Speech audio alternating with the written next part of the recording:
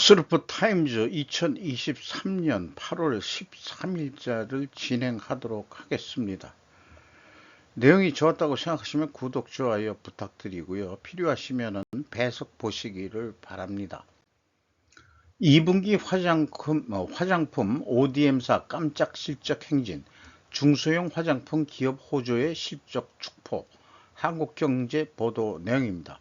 한국 업체엔 큰 기회, 기대감 폭발, 560억 잭팟 터졌다가 원래의 한국경제 기사인데 우리나라 기사들이 너무 선정적이 돼가지고 제가 좀 중성스러운 그 회사 중간 제목, 뉴스 보도에 나와 있는 중간 제목이 오히려 좀 한국경제 신문의 격에 맞는다 생각해서 이렇게 제가 제목으로 선택했습니다. 주문자 상표 부착 생산 OEM이 있고 제조업자 개발 생산은 ODM이라고 그러는데 2분기 증권가의 예상을 크게 웃도는 호실적을 거뒀다라고 소개를 하고 있습니다. 인디 브랜드라고 불린다고 그러는데 한국 콜마라는 데가 있고 코스맥스가 있는데 깜짝 실적이다 이렇게 표현하고 있고요. 상반기 실적들이 공시가 된 것 같습니다. 그래서 발빠르게 경제신문 기자들이 기사화를 했네요. 저도 뭐 시간이 되면은 아모레하고 LG생활건강을 주로 합니다만은 한국 콜마나 코스맥스 화장품 기업들도 한번 해봐야 되겠습니다.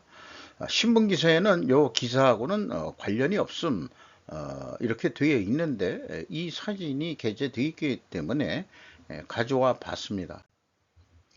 엄마는 양공주였지만 부끄럽지 않아. 나한테는 영웅이니까. 조선일보일 겁니다. 박동규 주말뉴스 부장이라고 굳이 그렇게 표현이 되어 있는데 전쟁 같은 맛이라는 제목의 책을 낸 분입니다. 전미도서상 후보로 되어 있다. 한국계 미국인 사회학자 그레이 조라고 소개를 하고 있습니다. 사회학자 그레이 조는 6.25 전쟁 가족상실, 미군 기지촌 호녀라 출산, 미국 이민 등 한국 현대사의 질곡을 겪은 어머니 군자씨 2008년에 타계하셨네요. 41년생이면은 60년 보고 한즉 사셨으면 80 몇 세일 텐거 85 한 5세 정도 되실 것 같은데 좀 일찍 돌아가신 것 같네요. 그 엄마 자체를 연구 대상으로 삼아서 책을 썼다 이런 얘기가 되겠습니다. 엄마는 숱한 고통을 겪었지만 삶을 포기하지 않고 나아갔다. 그래서 내게는 영웅이었다고 그렇게 작가는 소개를 하고 있습니다. 엄마의 삶은 추방의 연속이었다. 자기가 음식을 좋아해서 요리사가 되고 싶다 했더니 너는 공부해서 의사, 변호사, 교수가 될 수 있어. 우리나라 엄마들은 다 그렇게 했죠. 대학교 보내고 자기네들은 다 고생을 했지만 여기 6.25 전쟁 때의 상대적인 어떤 그 사진과 역사박물관에서 찍은 이 작가하고의 그 사진인 것 같습니다. 요 그 표지는 경기도 요게 아니고요. 요게 아니고 요거에 대한 거 번역돼서 벌써 나왔네요. 요 그 사진은 경기도 송탄시 기지촌 풍경으로 1974년에 수준이 이 정도가 됐던 모양입니다. 송탄에도 미군 기지가 큰 게 있었죠. LH 사장이 허리 굽혀 또 90도로 한 사진도 있습니다만은 이 사과하는 이런 사진하고 요 사진은 그 앞에 그 군자씨 타계하신 군자씨가 그 그레이조 씨를 어렸을 때 부산에서 찍은 사진인 모양입니다. 상당히 그 미모가 있으신 분인 것 같은데 1972년에 부산을 떠나서 미국으로 이민을 했다 한 사진인데 이 사진의 공통점이 뭘까? 이렇게 되면은 생존 아니겠느냐. 이 사람은 생존하기 위해서 허리를 굽히는 거고요. 이분은 그 자식을 낳고 생을 열심히 살고자 하는 그런 목적은 같은 거 아닐까 생각을 해봅니다. 뜬금없이 유도의 가장 화려한 기술 업어치기와 그 번영, 요 사진은 좀 변형된 업어치기고요. 요게 이제 60km 이하에 들어가는 순간이고, 이건 100km 이상 한국 선수가 김민종 씨가 선수가 그 빗당겨치기 왼쪽 빗당겨치기로 들어가는 그런 순간의 장면입니다. 요것을 컷으로 제가 한번 눌러 보도록 할게요. 들어가서 넘어가고 있는 순서입니다. 양팔 옷깃을 잡고 양팔 옷깃을 잡았어요. 잘 안 잡히니까 그렇게 그 손 옷깃 소매죠. 소매를 잡고서 넘기는 기술로, 그러니까 이제 그게 이제 변형이라고 저는 알고 있습니다. 넘어가서 등이 완전히 닫고 그래서 한판승을 얻는 장면입니다. 그리고 이것은 이제 100km 쪽에서 붕 뜨다시피 빗당겨치기를 들어가는 순간입니다. 자기는 무릎을 꿇고 그 다음에 상대방의 왼발 앞을 걸어가지고 그 소매 끝을 끌어당기면서 넘기는 그런 기술이 되겠죠. 완전히 그 처음에는 그 등이 안 닿습니다만은 누르면서 완전히 닿게 해가지고 한판승을 얻는 관계입니다. 이게 도쿄 무도관에서 열린 그 세계 대회라고 그러는데 도쿄에서 열리면은 대부분 일본 선수들이 독차지하다시피 하고 있는데 그 중에서 그래도 두 체급은 한국이 우승을 좀 가져왔다 그런 얘기예요. 시온 TV라는 데서 가져왔습니다. 마약 중독자 감옥보다 사회에 두고 지속적으로 치료해야 효과적, 시설 인력 확보해야 해서 조선 비지에서 이해국 카톨릭대 의정부 성모병원 정신건강의학과 교수하고의 인터뷰한 내용을 쭉 했는데, 지금 우리나라 이제 마약 청정국 아니다. 2016년에 무너졌다. 그 다음에 30대 이하 마약류 사범이 급증하고 있다. 암수 범죄까지 더하면 약 40만 명 규모다. 그래서 정부는 마약 중독 공중보건위 보건위기 수준으로 마약 공중보건위기 수준, 제가 묻지마 살인이나 이 공격을 소시오패스 뭐 이런 쪽으로 자꾸 뉴스들이 나오는데 그거이 아니고 그거 지금 마약 사범하고 연결해서 조사를 해봐라. 언론도 그런 정도로 해.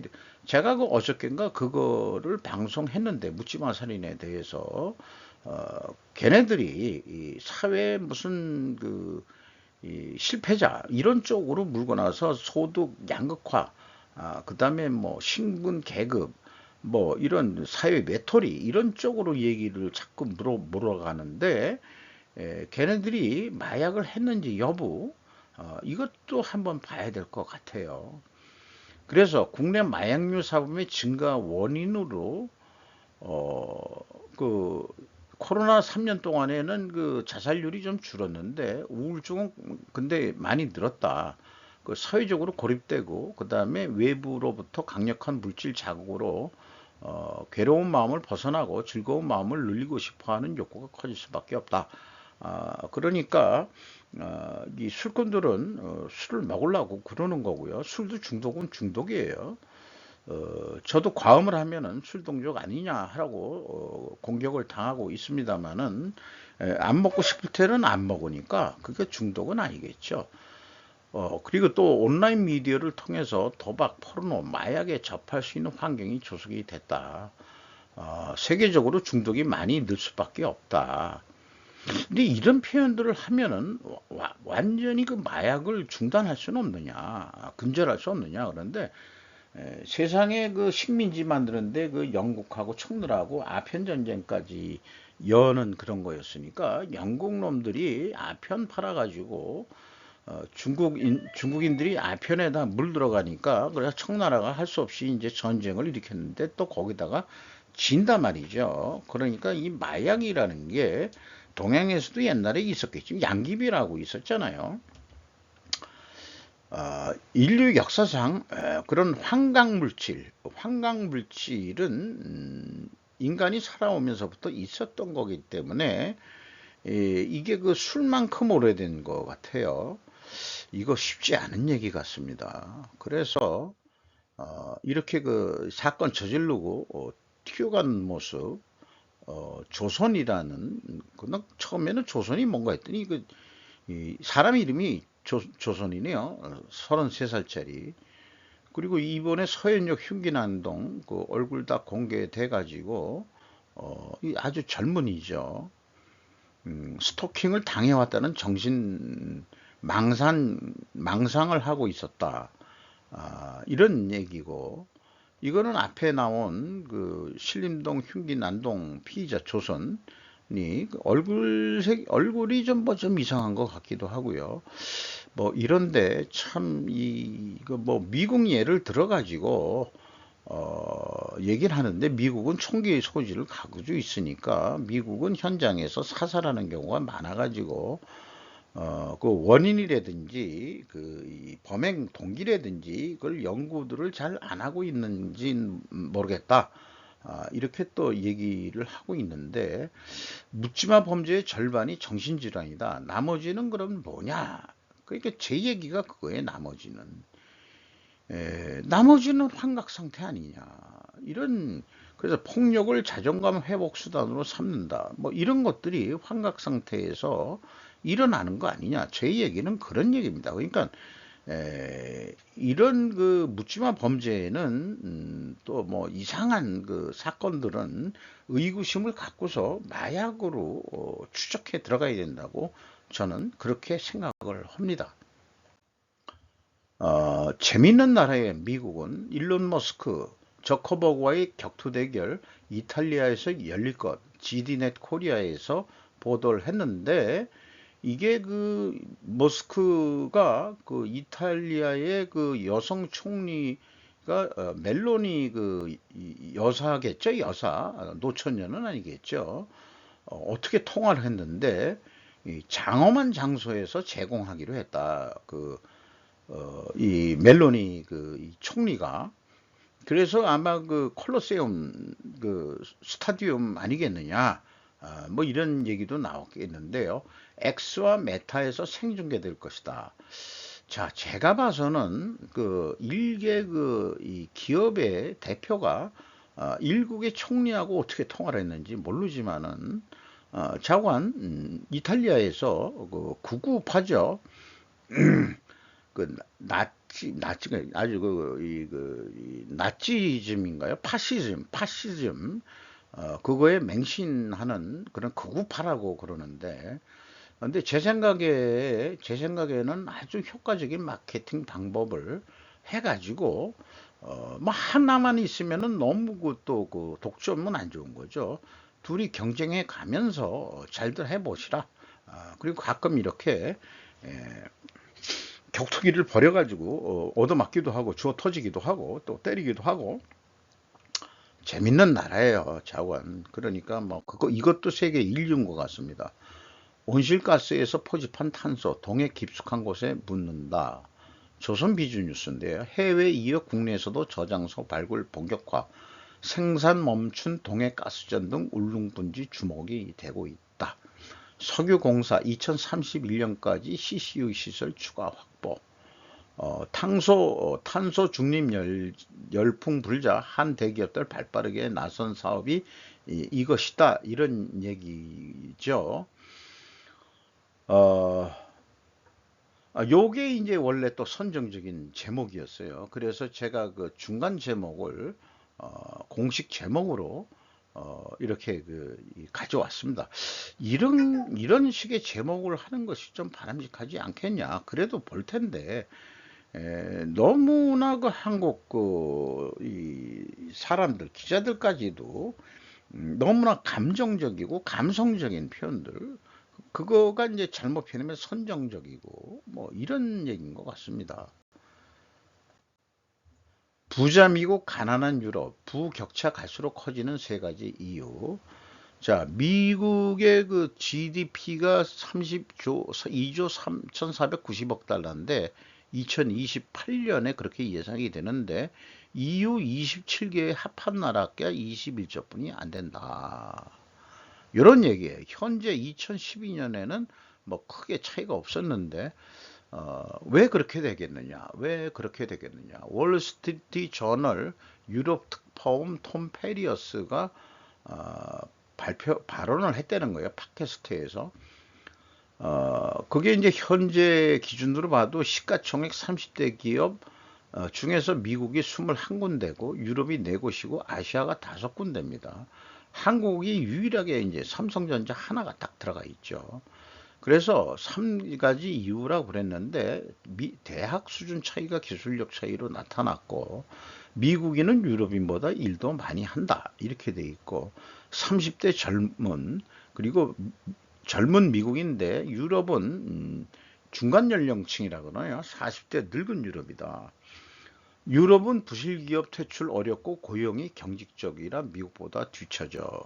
그러니까 미국은 노동 유연성이라 그래가지고 영화에도 많이 나오지만 you're fire 그렇게 얘기를 하죠. 그럼 바로 그 자리에서 잘르는 그런 문화죠.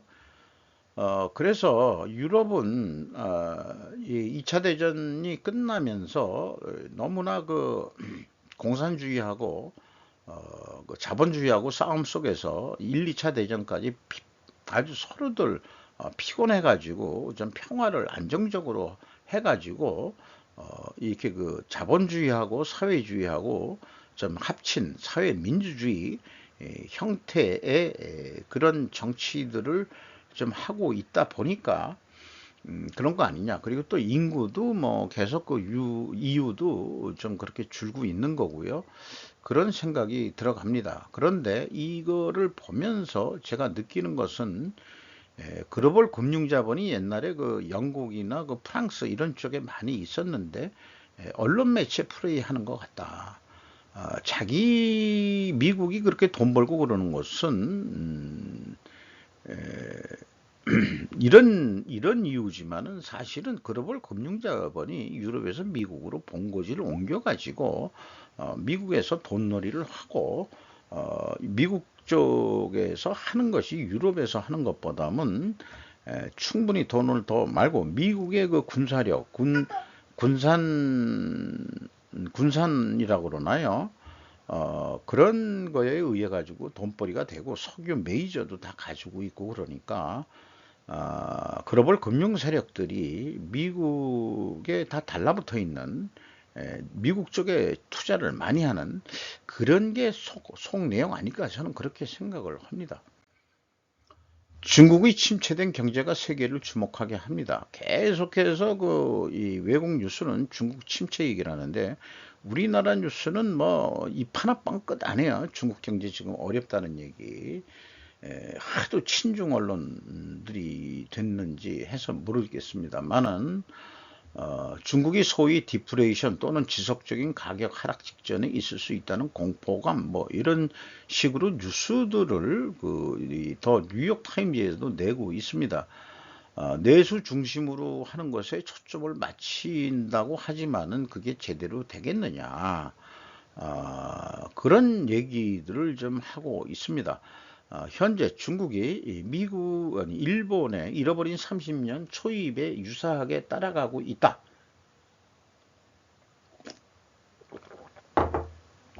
그렇게 얘기하고요. 다른 뉴스에서는 시진핑은 경제 백치라고 저평가하는 뉴스도 나왔습니다. 이것은 이 공사 짓다가 그냥 중단되어 있는 상태에 있는 건물을 상징적으로 사진으로 찍혀 있습니다.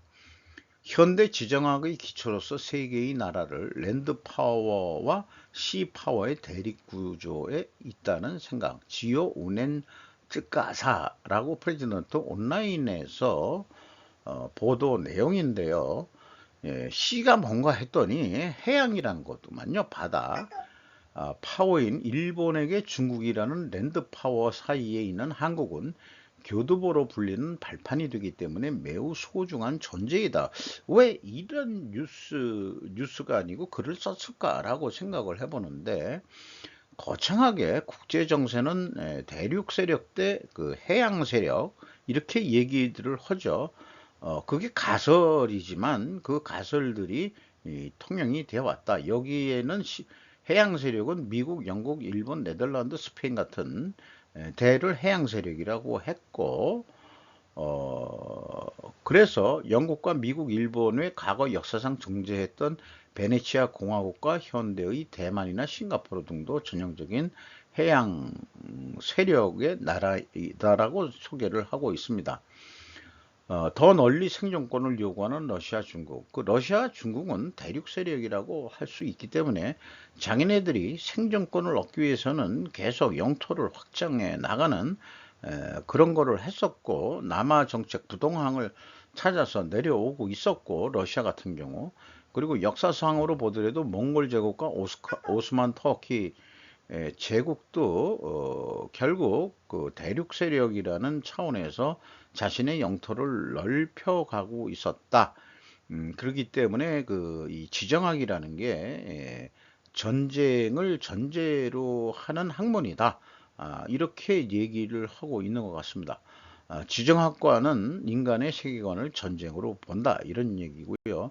루소는 국민의 일반 의지는 올바르다 하는 이 책을 사회 계약론에서 얘기했다고 하고, 그 정신의 후계자인 빌헤름 프리드 헤겔이 또 그 정신을 이어받아 가지고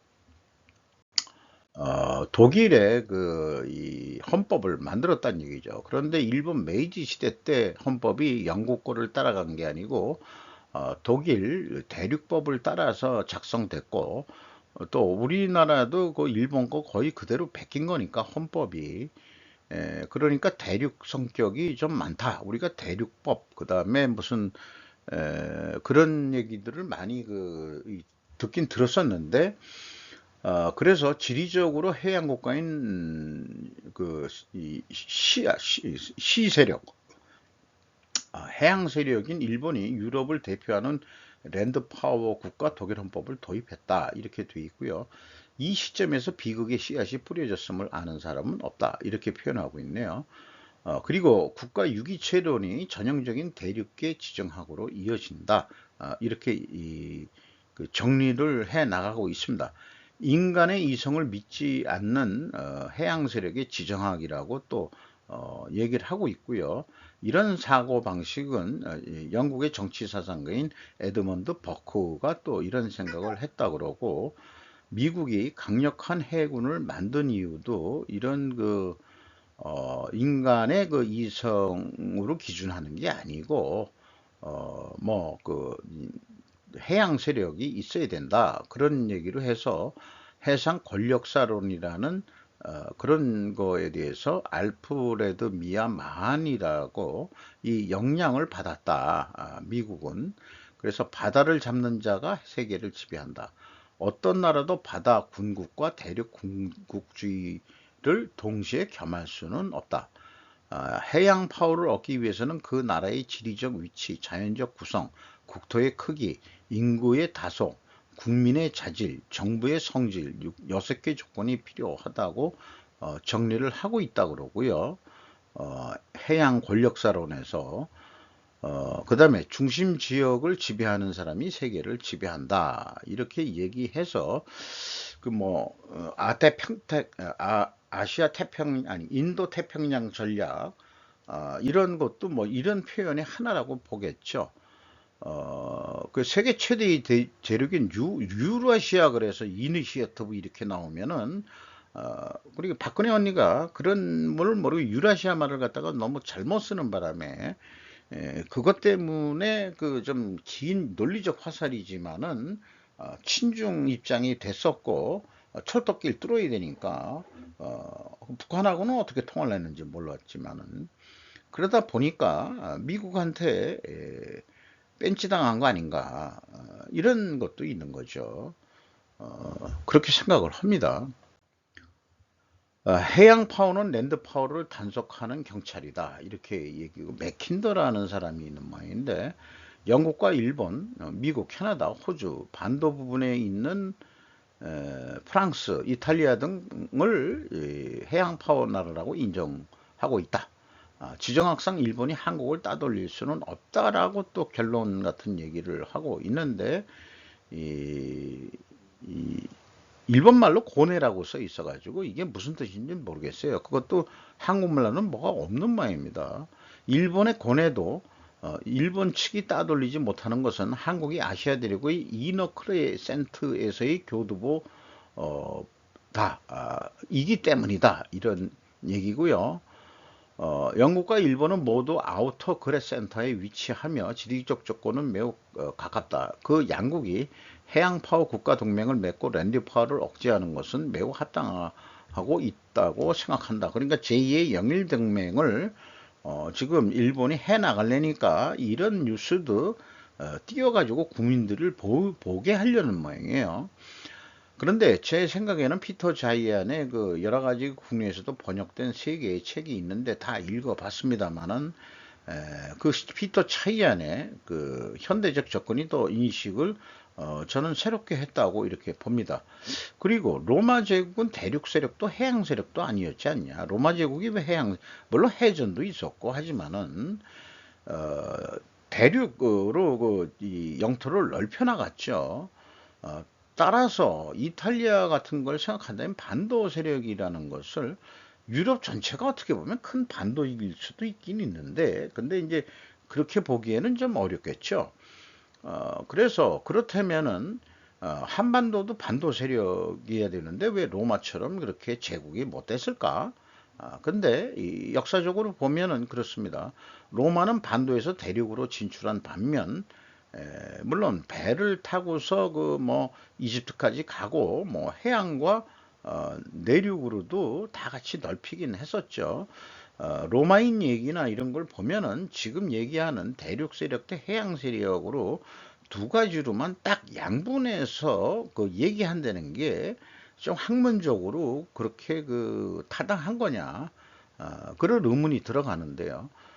반면 한국은 대륙에서 한반도로 이주를 했는데 왜 왔겠느냐? 대륙에서 거꾸로 반도에서 대륙으로 진출한 게 아니고 대륙에서 반대로 이주했고 그 옛날 사람들은 다시 일본으로 일본 열도로 넘어간 사람도 있을 것이다.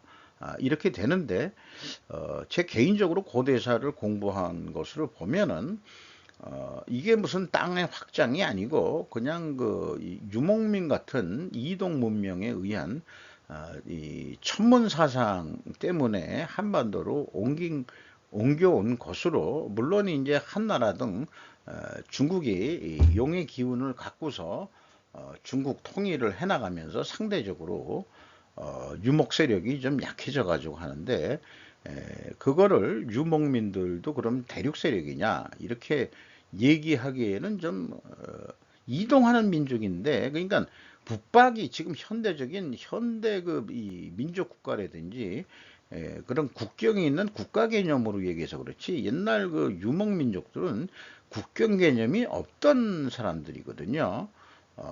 그러니까 그 근대적 사고 방식을 가지고 지금 과거 역사까지 그렇게 재단을 해보면은 과거 역사를 왜곡하게 되는 거죠. 그래서 역사관이 좀 올바로 돼야 된다. 이렇게 얘기를 하면은 우리는 과거를 다르게 볼 수 있다. 과거가 변한다 이게요. 오늘 시점에서 과거는 변할 수 있다. 이렇게 보는 거죠. 한반도가 교두보라고 제 생각에는 제2의 영일동맹을 추진하려는 속내가 보이는 것으로 생각이 됩니다. 이상 8월 13일자 일요일자를 마치도록 하겠습니다.